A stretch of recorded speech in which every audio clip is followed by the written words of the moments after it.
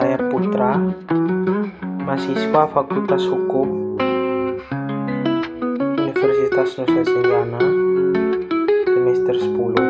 Saya akan membawakan sebuah podcast berjudul Anak Muda Indonesia Melawan Diskriminasi Agama.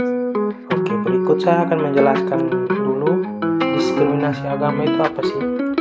Diskriminasi agama di masyarakat itu adalah perlakuan tidak adil terhadap individu atau kelompok berdasarkan agama atau keyakinan mereka. Jadi diskriminasi agama itu tuh bisa berupa verbal atau non-verbal. Dia bisa langsung kayak dari lisan, perkataan orang, perbuatan orang. Nah, kalau non-verbal itu biasa dari media sosial atau internet.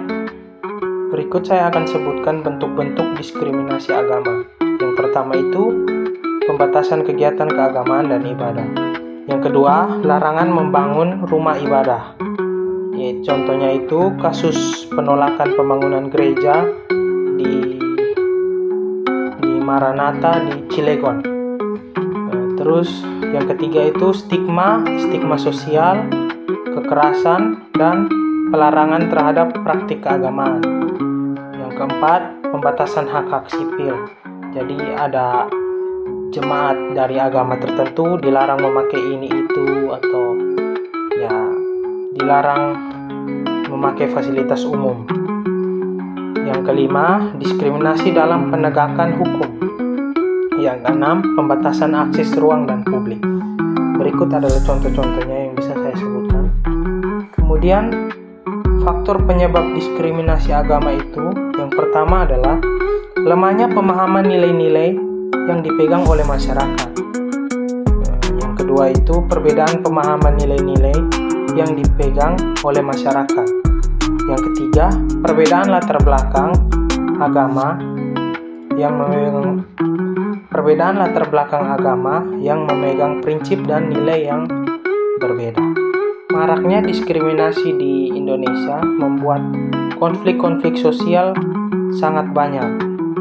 Contoh dari konflik tersebut adalah pembakaran gereja, kasusnya pembakaran gereja, penolakan beribadah, dan segala macam.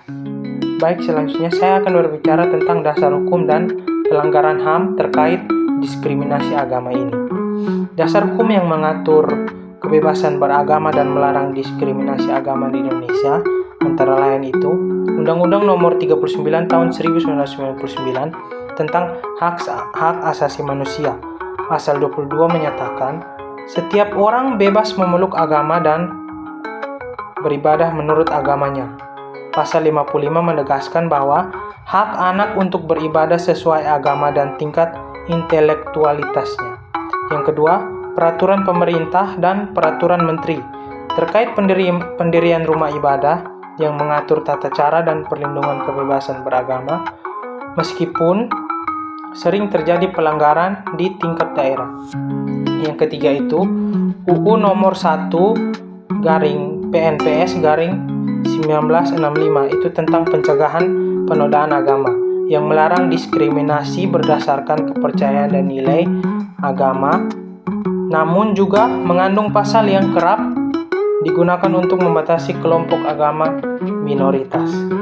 Selanjutnya, pelanggaran HAM terkait diskriminasi agama yang sering terjadi meliputi yang pertama, penolakan dan pembatasan pendirian rumah ibadah bagi agama minoritas.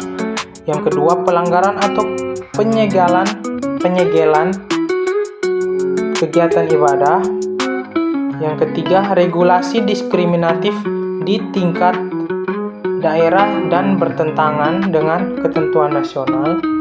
Yang kelima, penggunaan pasal penodaan agama untuk menekan kelompok minoritas atau kepercayaan tradisional tertentu. Solusi untuk mengatasi diskriminasi agama ini, yang pertama itu meningkatkan kesadaran dan pendidikan toleransi sejak dini di masyarakat, termasuk mengajarkan nilai-nilai dan saling menghormati antar umat beragama. Yang kedua, Dialog antar agama. Komunikasi itu penting untuk menghilangkan prasangka dan memperkuat pemahaman masing-masing. Bersama bahwa agama mengajarkan nilai dan kasih sayang yang sama serta perdamaian. Yang ketiga itu penegakan hukum yang tegas terhadap tindakan diskriminatif. Yang keempat, pengembangan kebijakan inklusif. Yang kelima itu pemberdayaan komunitas dan pelibatan kelompok agama tertentu. Melawan diskriminasi itu adalah tanggung jawab warga negara Indonesia, apalagi diskriminasi tentang agama. Dengan langkah-langkah konkret dan kesadaran kolektif, kita dapat menciptakan dunia yang lebih adil dan penuh rasa hormat bagi seluruh umat, bagi semua orang. Sekian penjelasan singkat dari podcast hari ini. Terima kasih untuk semuanya. Terima kasih.